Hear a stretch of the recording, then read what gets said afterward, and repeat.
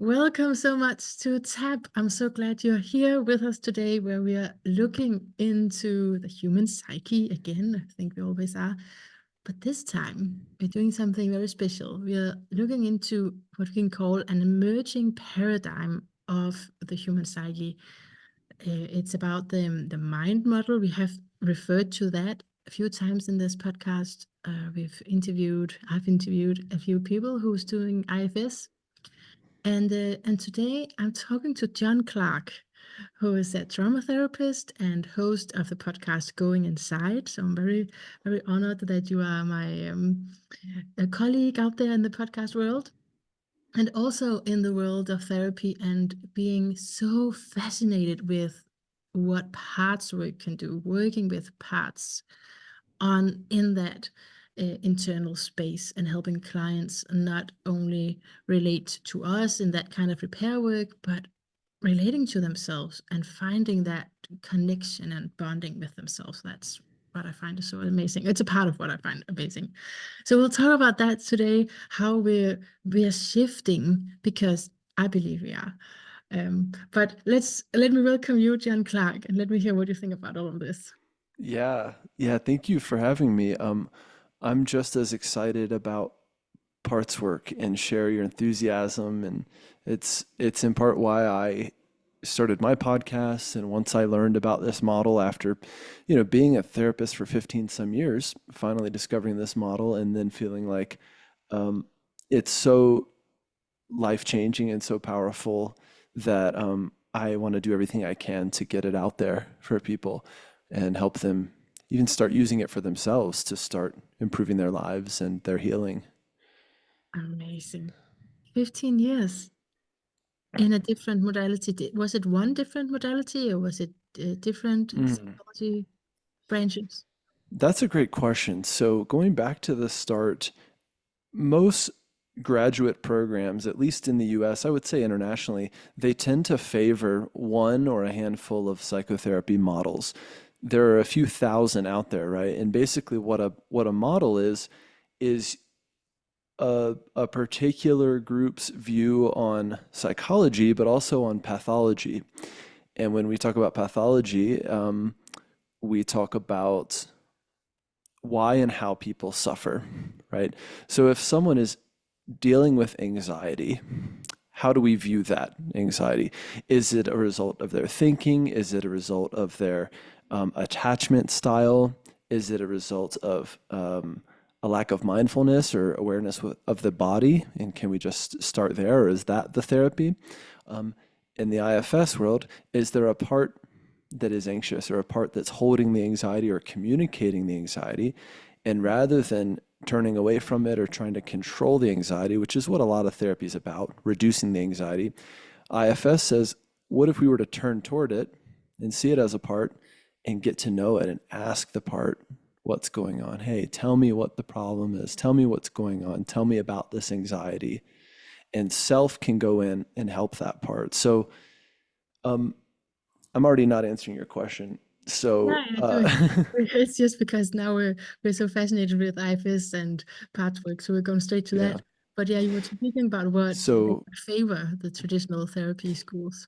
yeah, so the model that I was trained in was the psychodynamic model, psychodynamic and what's called interpersonal process.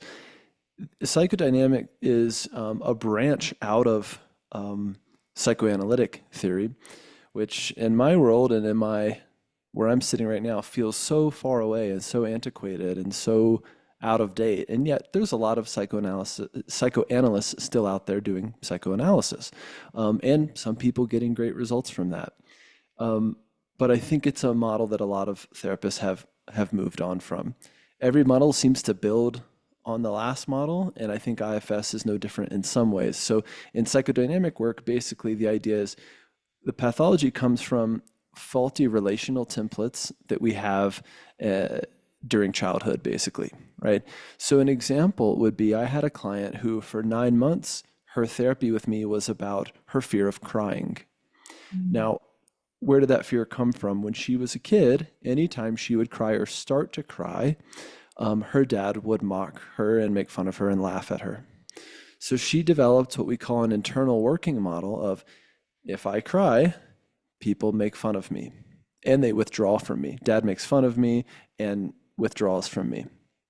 So in the psychodynamic model or interpersonal process, the goal of the therapist is actually to slowly allow that same dynamic to play out between she and I, Yeah. which eventually it did. 9 months into it, that dynamic plays out. She eventually cries in front of me and in session. And then rather than laughing at her or mocking her, I'm warm and attuned and compassionate.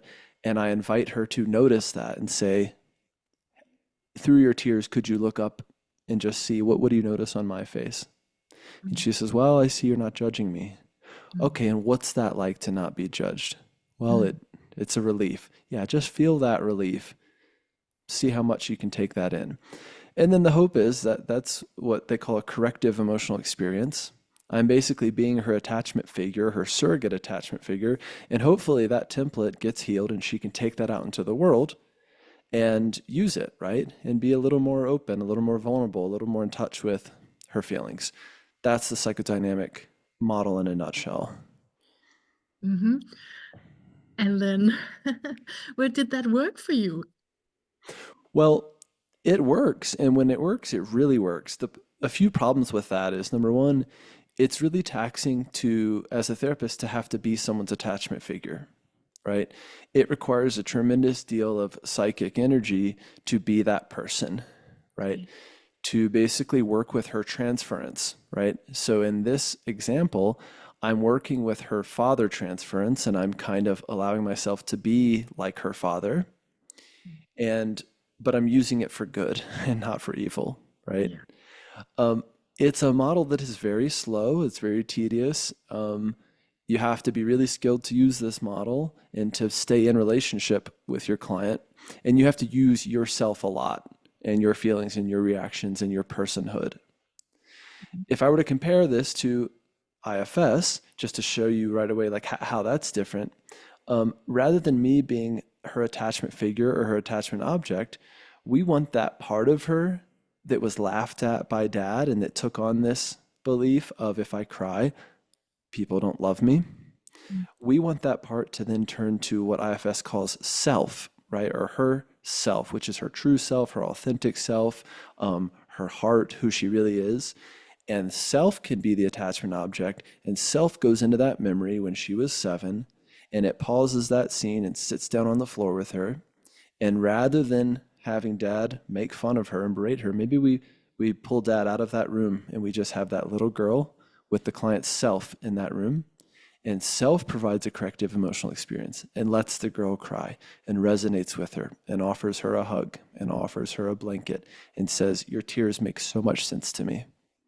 mhm. And then that healing is happening right there and right away. And that could happen in the first session, not 9 months into the therapy.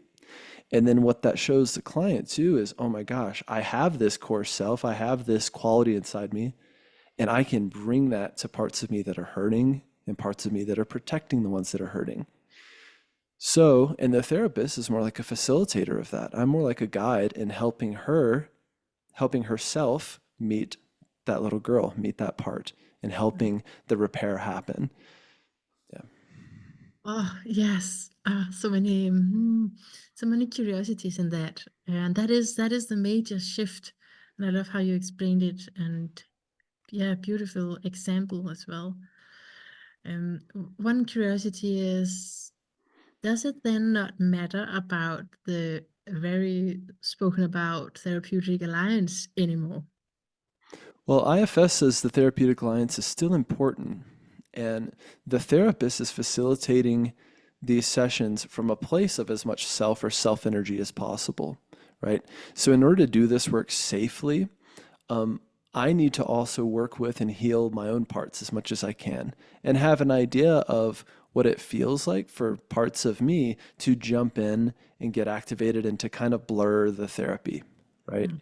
Mm, So if I have a client who's dealing with an issue that hits really close to home, I might have parts that get activated during session. And so my job is to manage my own system, to be with my own parts, to be in as much self energy as possible so that the client can do the work, right? Now, there is that relationship there, but it's not as much of a dependent relationship. It's not, I need to come to my therapist so he can be my attachment figure, right? Mm. That repair can't happen unless my therapist, you know, is in the room when I cry and provides this warm corrective emotional experience, right? So, yeah, Yeah, that is really a big one, that I can work on this on my own. that's right. And one thing is that I can sit down and actually do the work. I can do some meditations. I know you've done an IFS meditation on your channel. And Yeah, and so there are many things you can do, but also it's like it just happens as well, because it happens a lot when I dream. yeah, yeah, So there's something that's not just, I mean, I think in all therapy, I hope there is some kind of component of the unconscious there as well, that we're not just working on a mental level. yeah, But I've tried nothing like IFS with going deep into my psyche, yeah, the psyche, the parts of the reality that I usually deny, that I'm not aware of, yeah, right? That's yeah. not in my everyday consciousness. It can bring that up. It's so powerful. It does. The role of the unconscious is a really important one coming from the world of psychology, right? And even going back to, again, psychoanalysts and Freud saying, okay, we have the id, the ego, the superego, and we have these unconscious drives, toward violence, toward sex. And these are the original models of psychotherapy that were not that long ago. The way that IFS might look at the unconscious is until made conscious, until we make this contact with our parts are kind of operating on an unconscious level, right? And so if I have a strong perfectionist part that's been driving the bus for 15 years, right? And on the outside, it's really helped me a lot because I go really far in work. My supervisors love me. I rarely make mistakes. And when I do, I clean them up right away, right? I'm impeccable in my appearance. All those things are rewarded, right? Until eventually that perfectionist part burns out. Mm. Or in order to compensate for the perfectionist part when I get home, I have what IFS calls a firefighter part that has to drink or smoke or numb out or eat or whatever until I can feel okay again. And so this part, this perfectionist part, the way we could make it more conscious is if a client comes in and goes, my anxiety is killing me, right? And I'm so terrified of being imperfect or of making a mistake. Okay, so as you think about making a mistake, can you shift your focus inside? This is what we call going inside or insight work in IFS. Mhm. And I wonder if you could just try to find and get to know that part of you that wants to be perfect, that part of you that helps you be perfect. And the client might go inside, they might close their eyes, they might go, well, yeah, it's like this little, almost like a figure on my shoulder. Okay, and what can you make that figure aware of you? Yeah, he's like a businessman in a suit. Okay, and can you just get to know him a little bit and ask him kind of what he's up to or how he got this job of trying to help you be perfect, right? And he says, well, when you were 7 years old, you were playing a piano recital and you missed a few notes. And on the way home, mom just didn't talk to us, Mm. right? So this perfectionist part came online and said, when I am imperfect, when I miss a note, people withdraw love, right? Mm. Mm. So 15 years later, I've been as perfect as possible to try to not lose love, right? Can you let that part know that makes sense? That story makes a lot of sense about how this part got here and why it does what it does. And now all of a sudden, this is a conscious relationship and a two-way street. And IFS holds that all parts have good intention, right? Dick Schwartz, the founder, wrote this book, No Bad Parts. Parts are trying to do good for you. They're trying to preserve the system in whatever way possible in their method, whether it's perfectionistic part or a drinking part or whatever. And so then you ask the part again, what could be good about being as perfect as possible? And it says, well, when we do that, people don't withdraw love from us. Yeah. And the logic of our parts is sometimes that simple and that black and white, right? And I feel that is a thread that the newer trauma therapies are onto, Yeah. that you can turn it around and say, what's the function in this? What's the quality? Like you said, what's the intention? What's the positive help that it wanted to give? But in IFS and parts work, I feel there's an extra dimension, because it's like it's a sub personality of yours. It's like a real person. Yeah. Yeah. Parts are subpersonalities. They hold their own unique perspectives and beliefs and ideas and agendas, right? And in general, I find that parts do have agendas. And part of what separates a part from self is having an agenda, right? So sometimes if we're doing the work and we go in and I ask the client, we do this in order to check for what IFS calls self energy. And you ask the client, how do you feel toward this perfectionist part? And the client says, well, I feel a little annoyed, like I wish he wasn't here. Yeah. Then we would see that as another part, right? And say, okay, can you get to know that part that wishes the perfectionist part wasn't here, right? And you could start that dialogue. So it's a very relational way of working. It's just that we're dealing with these internal relationships again, which is a big paradigm shift from the relationship between therapist and client as the primary agent of change, the Right. primary therapeutic factor. Yeah.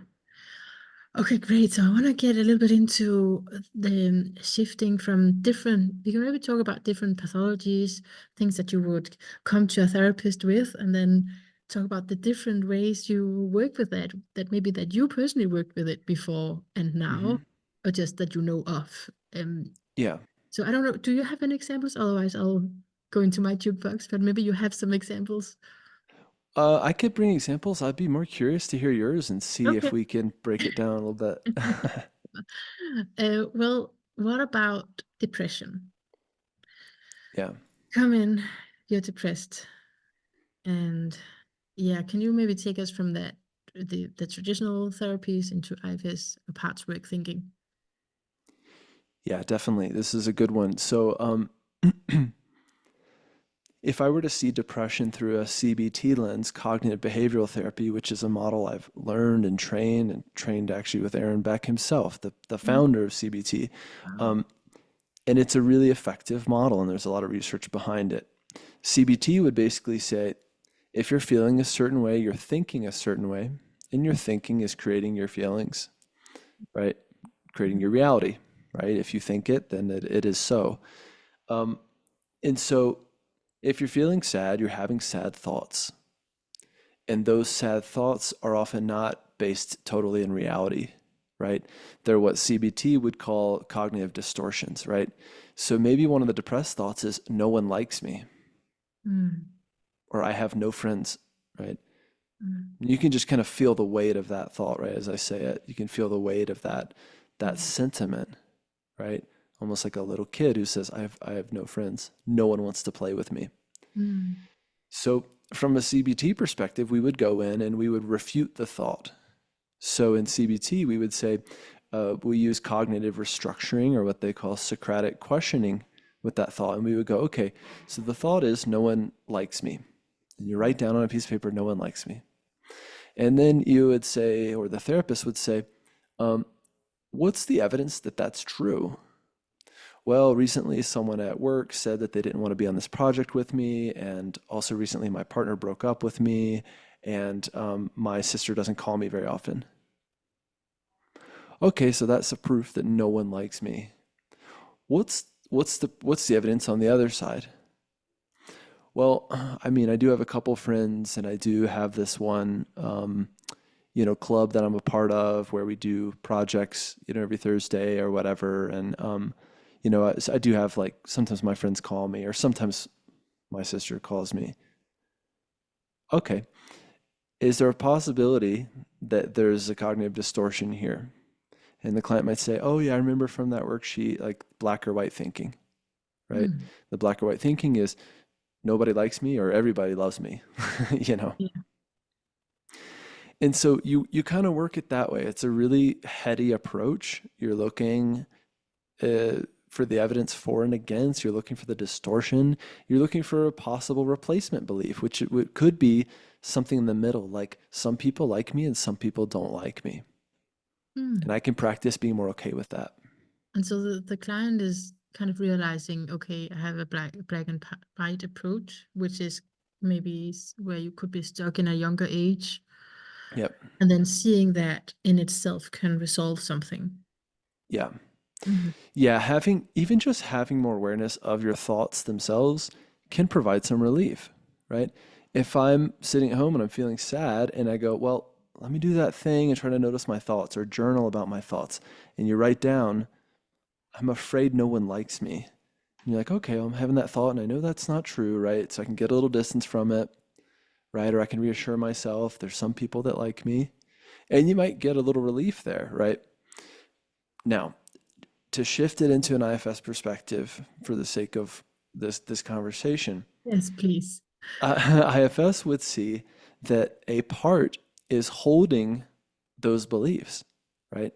And probably what IFS would call an exile part, right? These often tend to be young, frozen, kind of paralyzed parts of us that are locked away and have been pushed away and pushed down, right? Our Yeah. inner child, right? So an inner child that at some point probably had an experience, a formative experience, where that part took on this belief or this fear of no one likes me or what if no one likes me, right? Um, in that regard, similar to, we would just see it even from this parallel to CBT that a part is holding these beliefs, right? Mm, That are outdated mm, and that are based on a historical context and usually a moment. So if we go in and say, so when you focus on the part of you that believes or fears no one likes me, where do you notice it in or around your body? Well, it's like this sinking feeling in my gut. Okay, what would it be like to just put a hand or two on that spot in your gut and just see if you can start listening with your hands?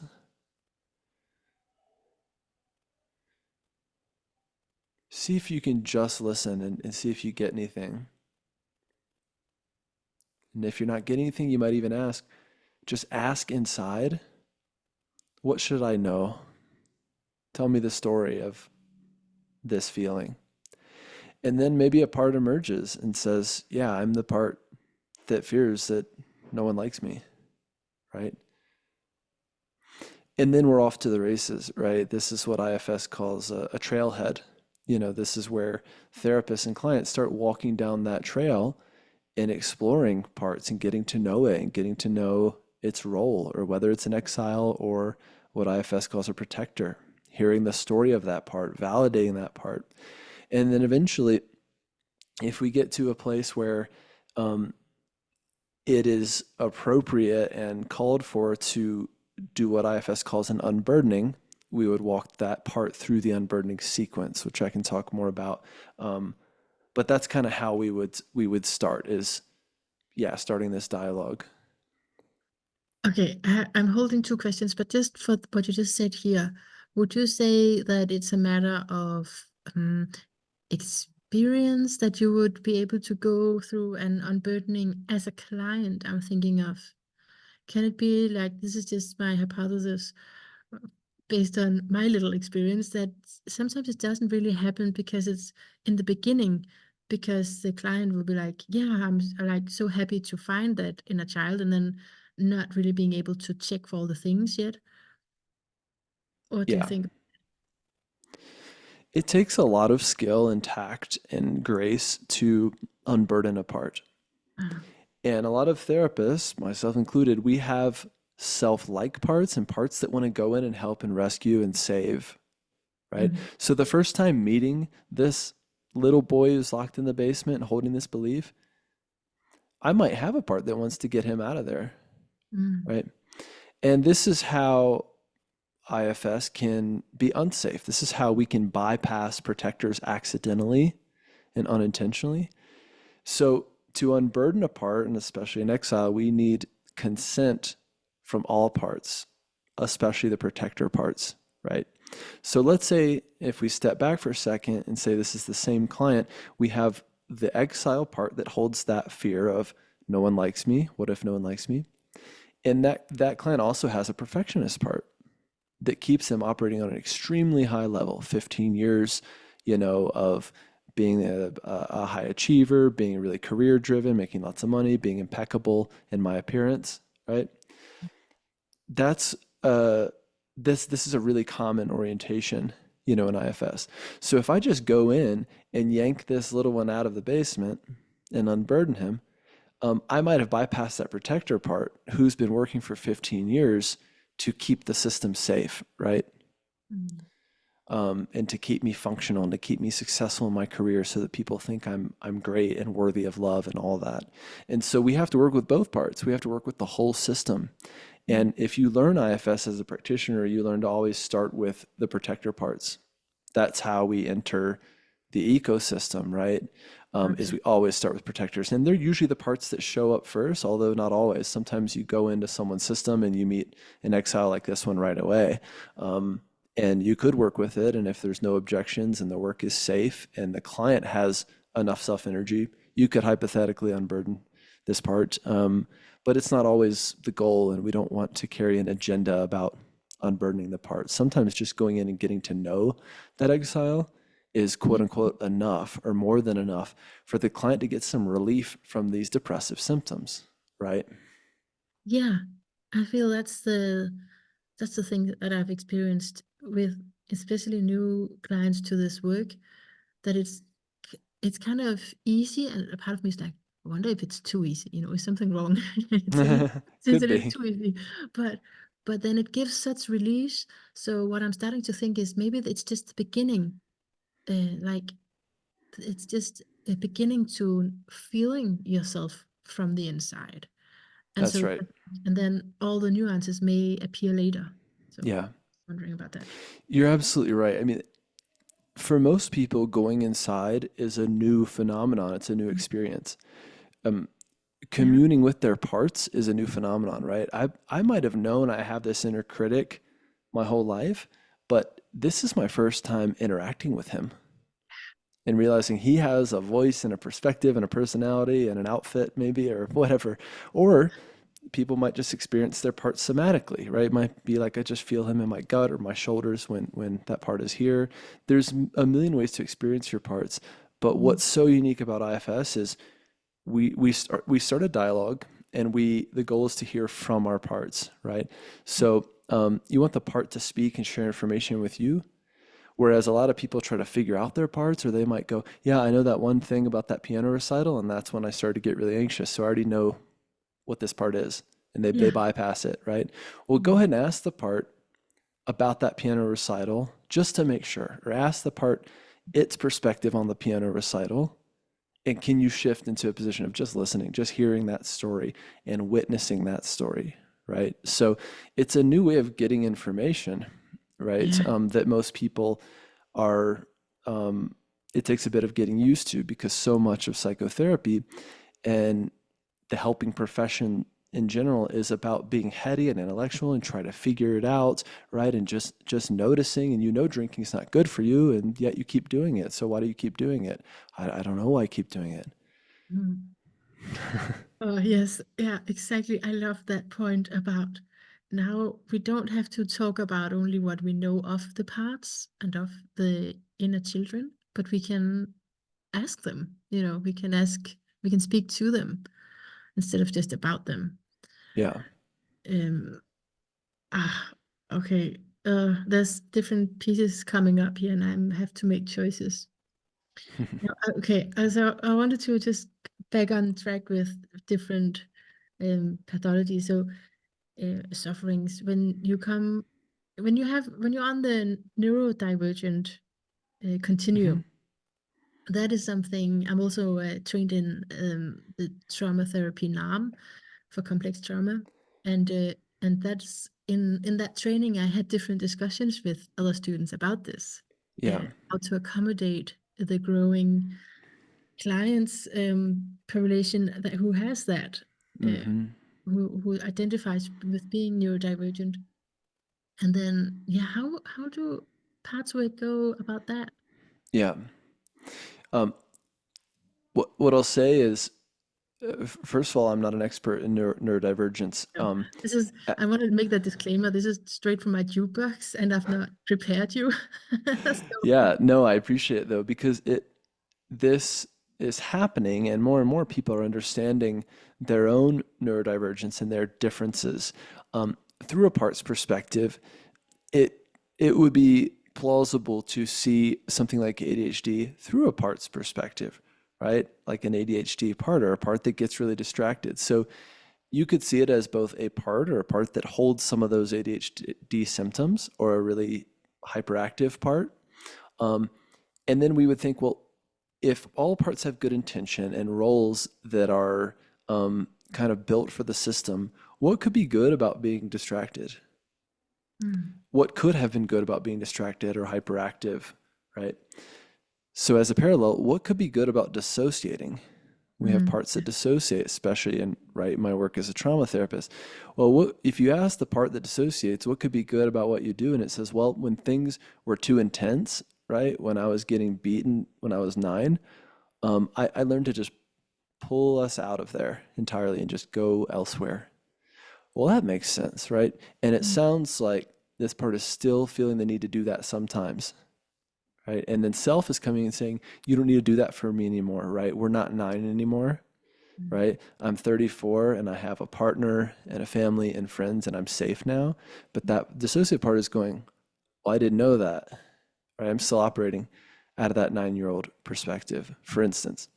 Um, that being said, the default for IFS around anything is just ask, right? So in this neurodivergence, whether it's ADHD, dyslexia, whatever it might be, folks that are on the spectrum, um, again, the IFS would see it all through a parts perspective, and we would go in and just ask, or just ask which part is the one that dissociates, which part is the one that is distracted, or whatever it might be. Um, yeah. Yeah, and yeah, yeah, that is really a great way to think about dissociation. That is also a part, someone who's doing that in my internal system. When it comes up, I feel it's also in therapy, and this can happen to myself. I have a lot with dissociation. I think it's pretty common. But I'm a Pisces, so it's definitely a quality there. And I think I started to go to IFS therapy myself like 3 or 4 years ago, and and what would come up in my mind would be this constantly, oh, I need, maybe I should tell the therapist, like, I am neurodivergent. You need to know this about me because I can't do the thing. And it still comes up sometimes in me where it's like a part who's just, hey, wait, I'm neurodivergent, so I can't do the thing you're asking me. And that's where it came up on the Yeah. training I was referring to, is that do we have to make another setting for this type Yeah. of brain, Yeah. this type of That's neurology? a great point. To that regard, yes, there's a lot of implications in terms of a client being able to kind of do IFS or IFS being a good fit for them based on how their brain processes information. So, for instance, people experience their parts differently, like I said. I am very much what they would call a visual thinker.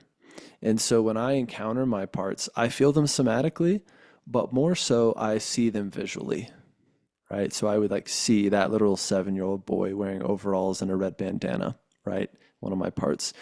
And that image is very clear and vivid to me. And I kind of maintain that image when I'm working with that part, right? I can kind of see him and he can see me. That's as best as I can explain that. And so for other people, for instance, they're not visual thinkers, right? They don't see their parts at all, Yeah. right? They might be totally kinesthetic, or they might just be more auditory. They might just hear their parts. Dick Schwartz just hears his parts. He doesn't see them, right? So, however we get information from parts, that's the way we get information. So again, for some people, it's a kinesthetic thing or a somatic thing entirely. The therapist just wants to work with that and adapt, you know, the therapy around the client's experience of their parts or the way they process information. You could also have parts or clients that struggle with dyslexia, right? And so their ability to translate what they're hearing or seeing or receiving from a part and saying it out loud to the therapist, there might be a disconnect there, right? Things might get jumbled up or it might take longer. So then the therapist needs to adapt to that piece as well. In theory, all therapy should be about accommodating to individual differences and really creating a custom fit therapy for the client, right? That's a foundational piece of of our world and our profession is based in being client-centered or humanistic. We don't always do it, and there's a lot we don't know about neurodivergence, right? And in that regard, I think we're at ground zero with a lot of it. And yet, more and more people are learning about it, and clients are learning about it and reading about it and coming in saying, "Hey, I've learned this is how my brain works." Mm. And I'll say, "Great, let's figure out how to kind of use that knowledge to make this therapy really work for you." Yeah, yeah, great. Yeah.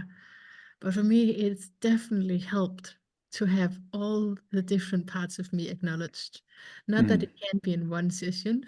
They can't all fit into one session, but then I have something that I can then visit them afterwards, right? But just that there's do you do that thing where you put the parts in chairs? Sure. Hmm. Yeah. Like just that there's so many, that is a relief I feel as someone who can identify with the neurodivergence.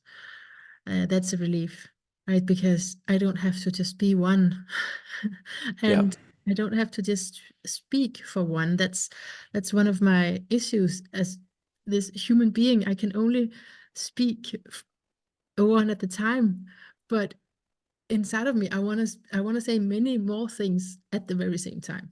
that's right. This is what IFS calls the paradigm shift, which is, again, that we're all multiple and all parts are welcome and all parts are good. And it's a really powerful stance to take. It's a very therapeutic and de-shaming and non-stigmatizing stance to take in itself, right?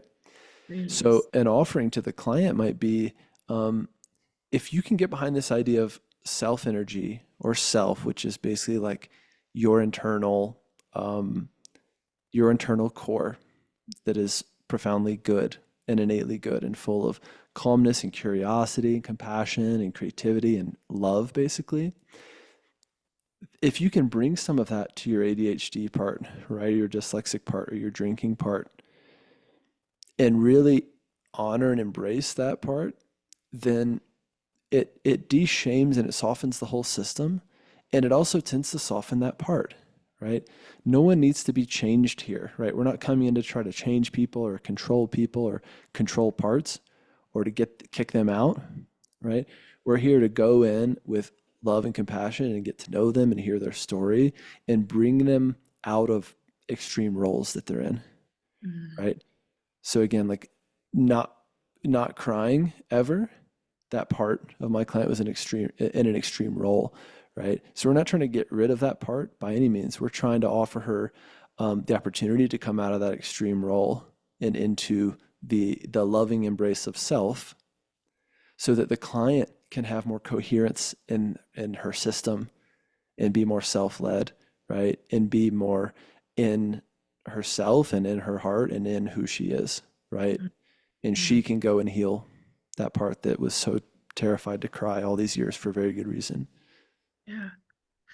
What do you think that old cliche of, oh, I'm afraid of going into my trauma, that it will open up and it'll just stay open and I don't know, I need someone to close the trauma. What do you think, maybe where that comes from, if you know, but also like what's the different approach when we Yeah. work parts to that?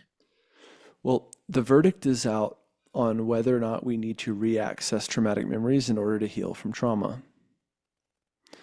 I'm more on the camp these days of we don't need to access all of it. We don't need to go back there. Mm. IFS would say we don't need to go back there, right? IFS would say we just need to unburden that part that took on that belief or that burden or that wounding of I'm not enough or I'm worthless, right? Someone hit me, I was 7, a part of me took on this belief that I'm worthless. We can Mm. go in, be with that part. If that part wants to share some of the story of being beaten and some of the vivid details of that, the part might. And when you're in self, self can hold that and handle it. Mhm. You can also ask the part not to overwhelm, right? So sometimes parts will want to share every excruciating detail about the traumatic event. You can ask them not to overwhelm the system by sharing it all because self knows what happened, Mm. right? Self knows just how bad it was. And self can say, come tell me how bad it was. And then we can help that part out of that place and into the present and into, again, the loving embrace of self. On the other hand, so I've trained in models, lots of different trauma models, whether it's IFS, somatic experiencing. I like to work somatically. I'm going through more of that training right now, which would say basically trauma is held in the nervous system, and it's not helpful to go back there to the traumatic memory. That's just going to get you re-traumatized and triggered. That's kind of what trauma is, right? That's why people come to therapy, because they're getting triggered. Go ahead. But in working with parts, don't we go back to sometimes at least bring yourself into that situation, If we and need then to, if if we the need to part is go, still there, yeah. if But the difference would be, so if that 7-year-old was severely beaten once a month for 12 months during that year, some therapies would say we need to go back to every memory that's in there and desensitize it, right? And work through it and do reprocessing work, right? This is what EMDR would offer. So I also do EMDR, which is eye movement desensitization and reprocessing. So EMDR says PTSD happens because memories are impartially processed, right? Memory processing stopped when that 7-year-old was being beaten, and that memory processing never resumed. And so people are still living in their trauma, and it's like that trauma is just right here in the front of your brain, and EMDR helps it go to long-term storage. So EMDR would say we need to go in and we need to excavate every single traumatic memory. It's a form of exposure work, in my opinion. So in that regard, we do need to open the trauma, and you do need to be very careful. And it is possible once you open that lid that it all comes out, and it can be way too much, and people can get super destabilized. So I just want to put that out there, knowing how potent this stuff can be.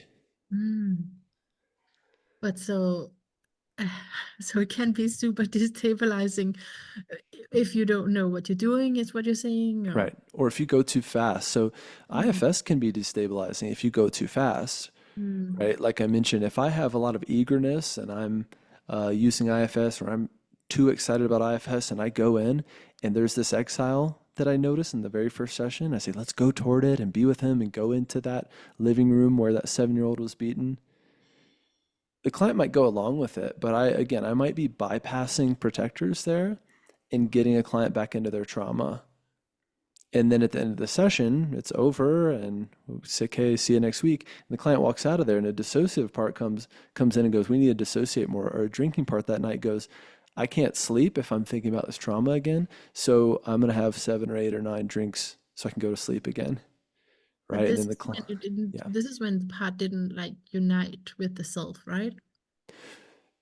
It would be, right? Or when we just simply go too fast, Okay. right? Yeah, yeah. All the work in IFS work, it needs to be incredibly slow, slower Mm, than we think it needs to be.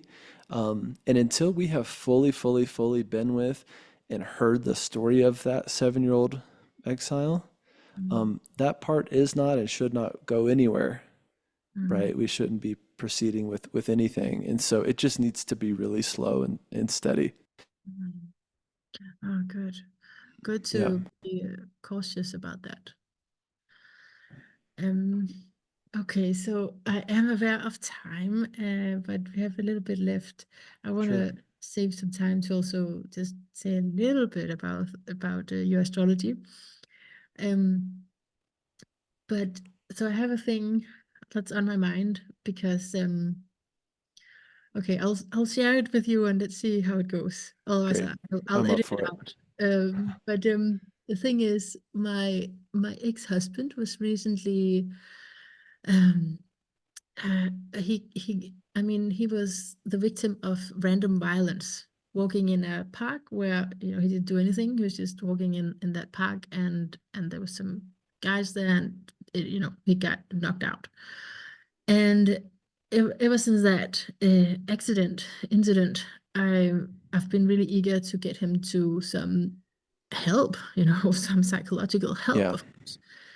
And we've got into his insurance, and because he's not the type of person who would like to pay for these sort of things, right? So now, okay, we get something from insurance, and it is like crisis psychologist working with crisis. So he got that, And I've really been looking forward and nudging him, urging him to go to this. It's gonna be really good. It's gonna help you.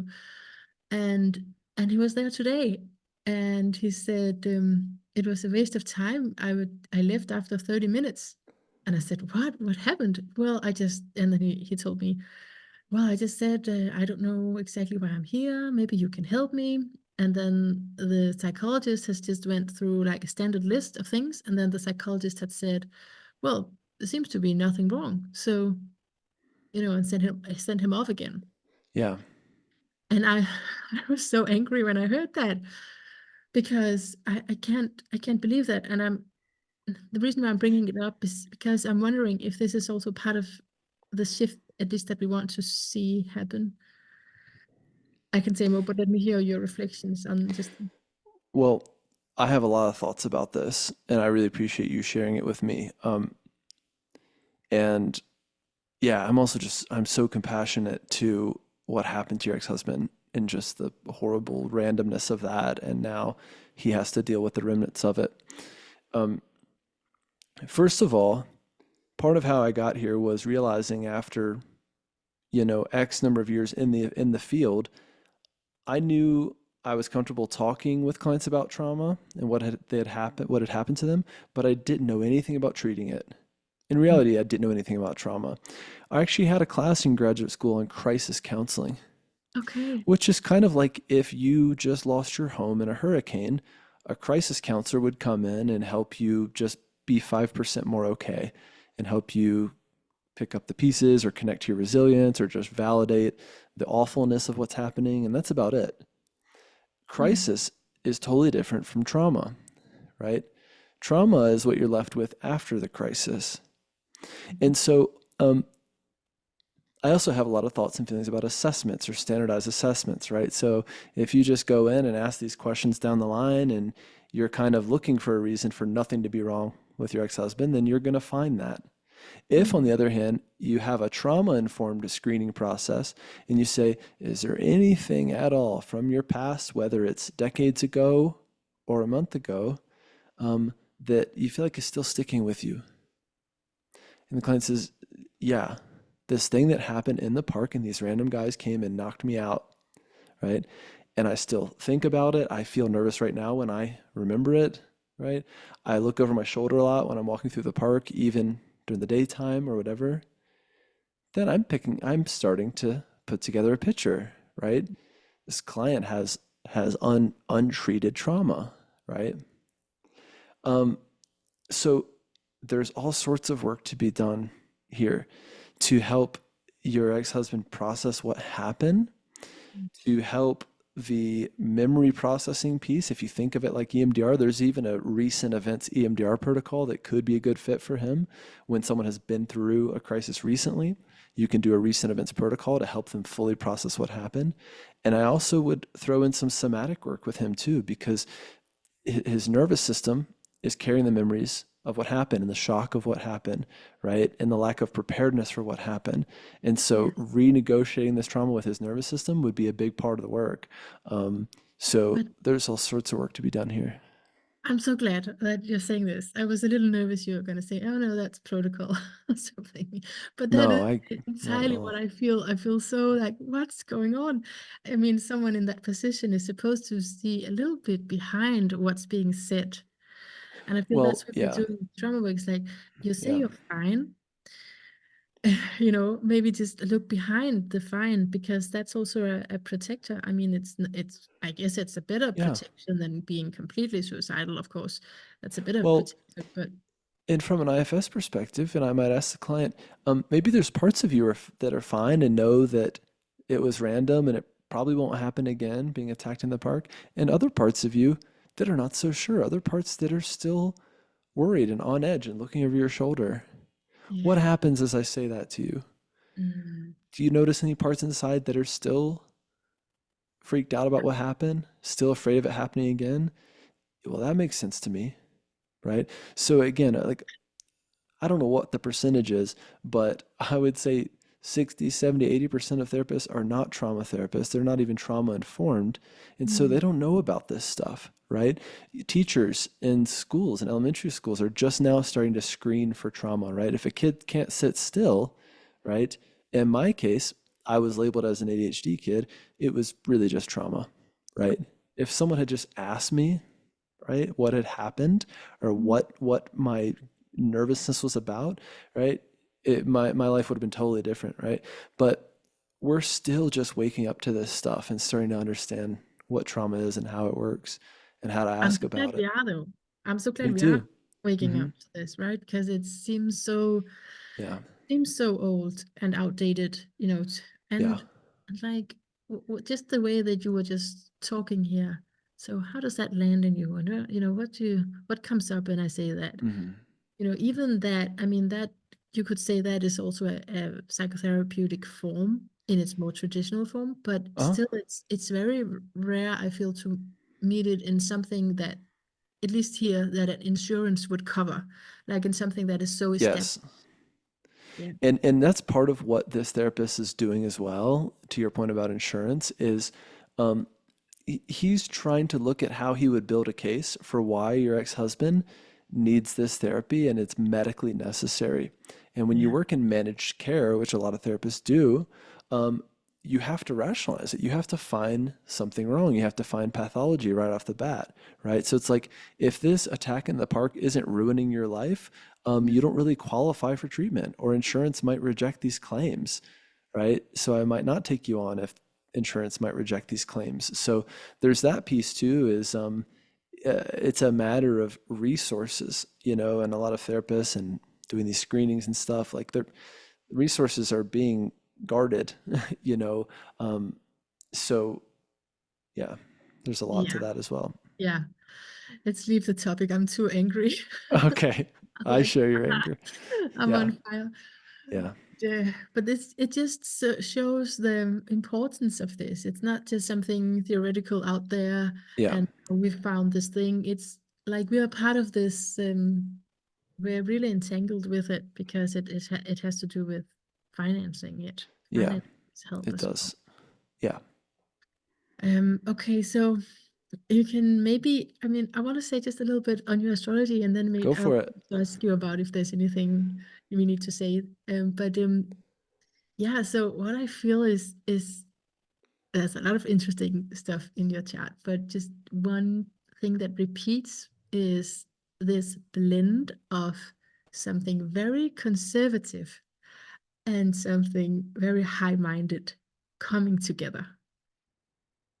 Okay, so uh, like it could be like a respect for the old tradition, for example, and yet having another kind of mind to um, that's just more open to something that's out of the norm. There's also a journey in that. There's a journey in that because with Capricorn, it always starts up with wanting to live up to certain credentials and stuff like that, and then it changes. But in that pool of potential that I see, there's really a higher mind as well. This I hope you know what I mean with higher mind. It's like a higher vantage point than just Hmm. living up to standards. Um, that's very clear. And what I also saw is Mercury is right on your ascendant, so there's something about communication um, that's really like such a talent, a super talent in communication, and also a need, of course, a need. But what kind of communication? Because it's in Capricorn, so it has to be really methodical.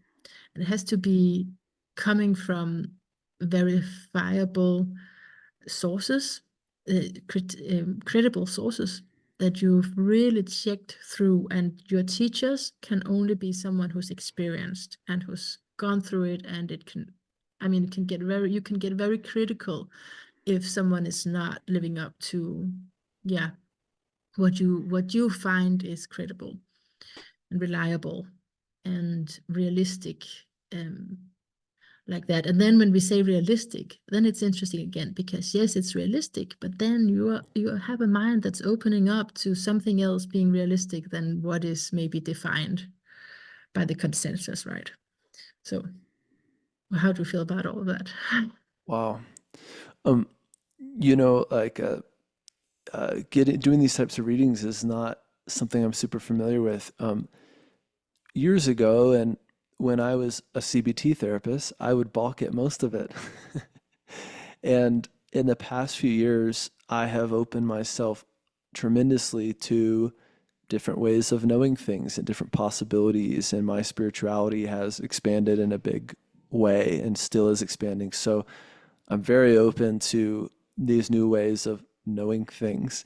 And so I'm kind of laughing too because the knowledge thing definitely is accurate. I both have a lot of reverence for like the history even of my craft and my profession and the lineage of that, and also I'm annoyed by it and I'm ready to buck the trends and to like move on.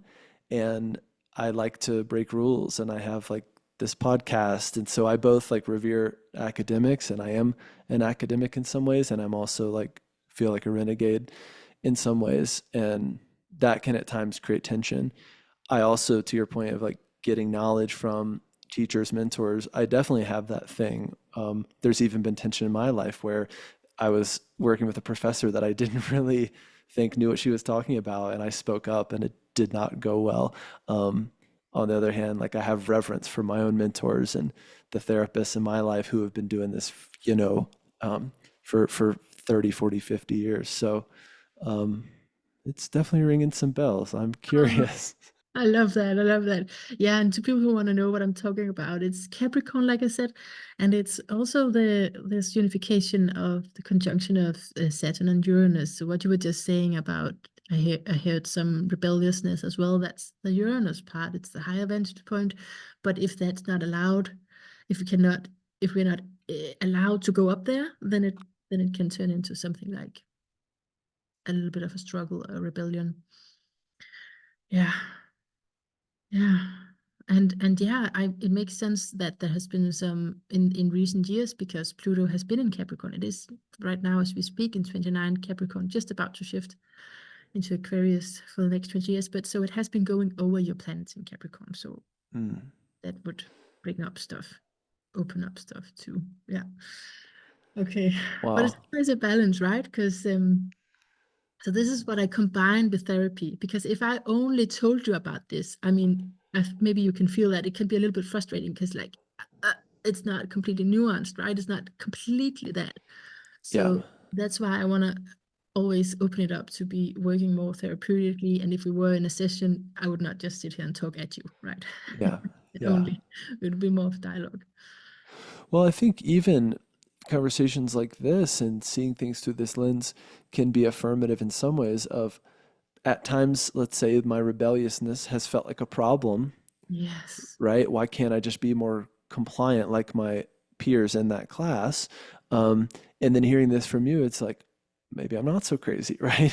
It doesn't mean don't be accountable to your behaviors Yeah. and be a jerk, but it's like these things kind of rising within me, right? That I'm moving through or that are moving through me. It gives some validation to that. Yeah, Yeah, exactly. Okay, so I hope we're gonna meet again, John I would Clarke. love to. Yeah, this was so great.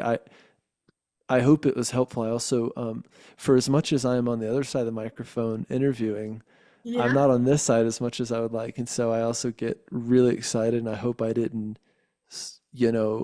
overwhelm or give too much because I get so passionate about this stuff. I was with you the whole way. That's good. Do you feel fulfilled, or do you have anything that's like lacking at this point? Well, I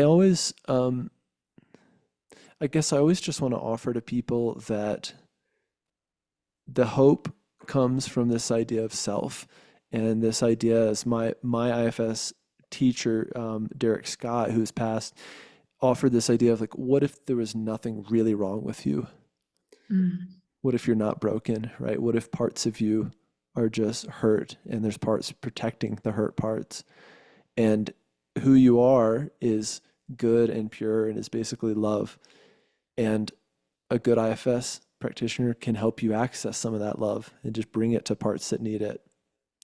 That's basically the whole model. That's the the promise of IFS that it offers. And you can start doing that now or today or by doing an IFS meditation or just learning about the model and getting curious about your internal world. And so I'm just so excited to offer this message, to the world.